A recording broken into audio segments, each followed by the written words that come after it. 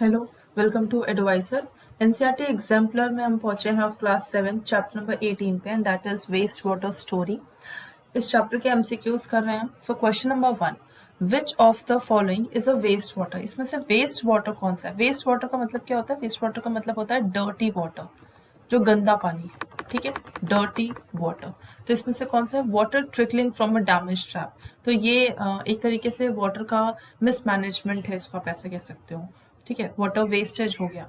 Water coming out of a shower, water flowing in a river, water coming out of a laundry. देखिए, water जो daily course से discharge हो रहा है, जैसे कि वॉशिंग क्लोथ्स, फ्लशिंग टॉयलेट या वॉशिंग डिशेस या बाथिंग, इन सब से पानी जो है वो गंदा होता है। ठीक है, और वो गंदा पानी जो है, वो जो डर्टी वाटर है, उसको हम कहते हैं वेस्ट वाटर। ठीक है, तो ये water coming out of a laundry, ये है डर्टी वाटर, ये गंदा पानी है जिसको हम लोग वेस्ट वाटर कह रहे हैं। ठीक है, तो क्वेश्चन नंबर 1 का D is the correct answer. Question number 2, sewage is mainly sewage mainly क्या होता है? सीवेज एक लिक्विड वेस्ट है। ठीक है, सीवेज क्या है? It is a waste water. ये क्या है? ये वेस्ट वाटर है जिसमें डोमेस्टिक और इंडस्ट्रियल वेस्ट होते हैं। जिसमें डोमेस्टिक वेस्ट है, ओके, इसमें आपको इंडस्ट्रियल वेस्ट भी मिल जाएगा, इसमें आपको हॉस्पिटल वेस्ट भी मिल जाएगा, हॉस्पिटल वेस्ट भी है इसमें, इसमें आपका हॉस्पिटल वेस्ट, इसमें आपका एग्रीकल्चर वेस्ट भी है, पेस्टिसाइड्स, ये सब ऑर्गेनिक जितनी भी चीज़ें हैं, एग्रीकल्चरल वेस्ट भी है, ये सारे वेस्ट है। ठीक है, तो ये सब वेस्ट वाटर है। तो ये सब क्या है? ये किस टाइप का वेस्ट है? ये लिक्विड वेस्ट है। कैसा वेस्ट है ये? Liquid waste, liquid waste water. तो ये 2 का A is the correct answer. Solid waste या गैसियस या mixture of solid and gas नहीं है, सिंपल लिक्विड वेस्ट है जिसमें बहुत सारे डिजॉल्व्ड और सस्पेंडेड इम्प्योरिटीज इसमें प्रेजेंट है, इंक्लूड है इसमें। Question number 3, which of the following is or are products of waste water treatment. इसमें से वेस्ट वाटर ट्रीटमेंट के प्रोडक्ट्स कौन से हैं? Biogas, sludge, both biogas and sludge, aerator. तो देखिए, हमको पता है कि जो सीवेज जो हो रहा है, सीवेज किस लिए किया जाता है? सीवेज को ट्रीट किस लिए किया जाता है? सीवेज का ट्रीटमेंट किस लिए करते हैं?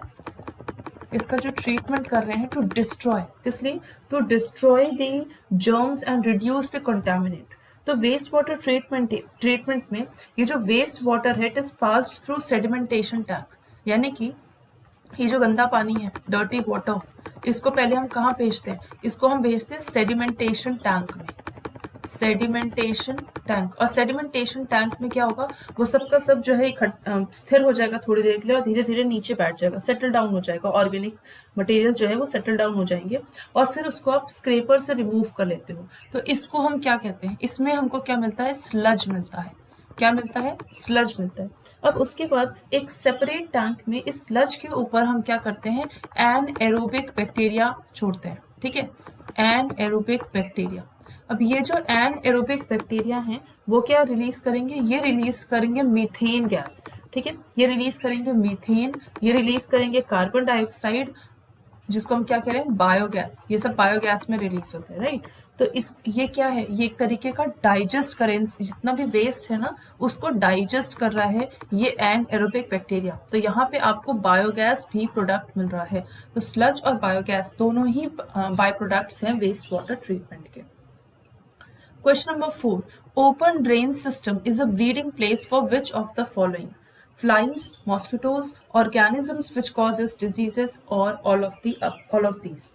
तो यहाँ पे जो ओपन ड्रेन सिस्टम होता है, बहुत सारे जगहों पे ओपन ड्रेन्स होते हैं जिसमें सीवेज को डिस्पोज करते हैं।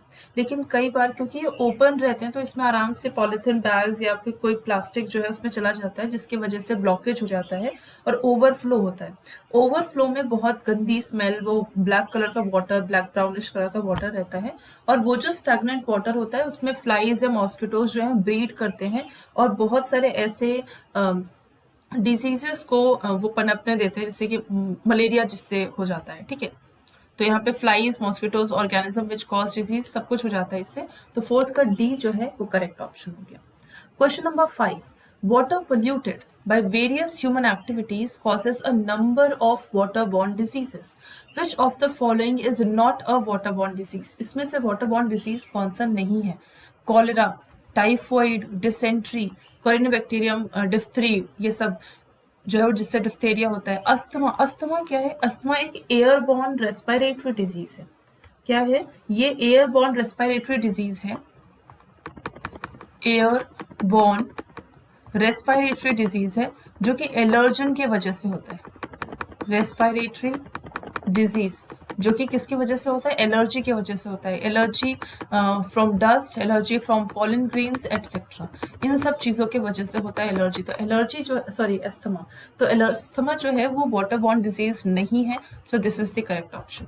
Cholera, typhoid and dysentery, these three are water borne diseases. Okay, now question number 6, pick from the following one chemical used to disinfect water। Water को डिसइंफेक्ट करने के लिए जो एक टैबलेट के फॉर्म में यूज होता है उसको हम कहते हैं क्लोरीन।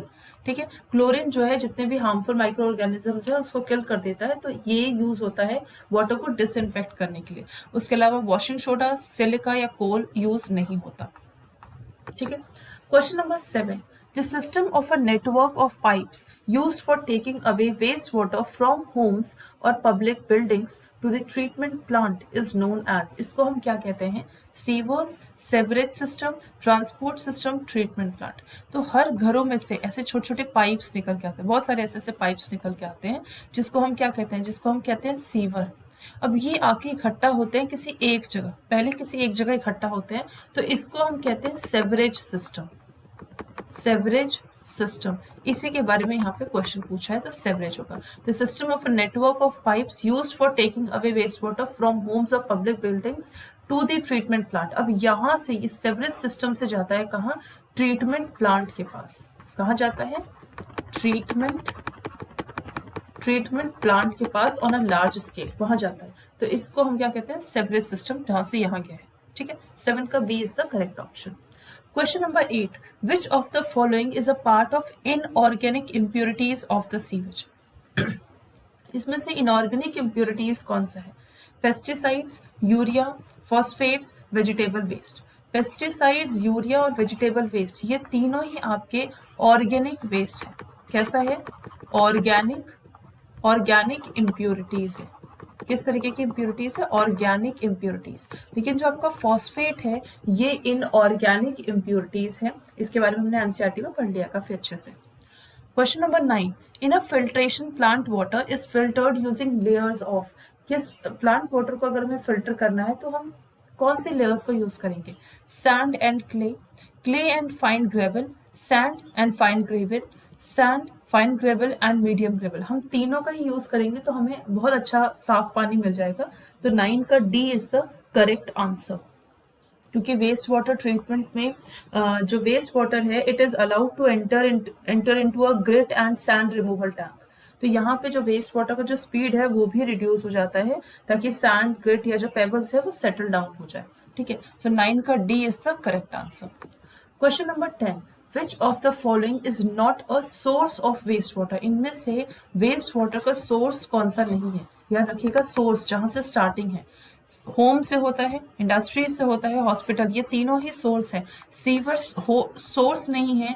इन पाइप्स के जरिए, इन घरों में जो ये छोटे छोटे पाइप्स निकलते हैं जिसको हम सीवर कह रहे हैं, ये पाइप्स इकट्ठा होकर कहाँ जाते हैं? सेवरेज सिस्टम में। तो ये इन सोर्स से गंदे पानी को लेके आ रहे हैं कौन? सीवर्स लेके आ रहे हैं। तो सीवर जो है वो सोर्स नहीं है, एक पाइप है, ट्रांसपोर्ट पाइप है। सो 10 का A is the correct answer. Very short answer हम लोग नेक्स्ट वीडियो में कंप्लीट करेंगे। Thank you and I hope आपको समझ में आया होगा।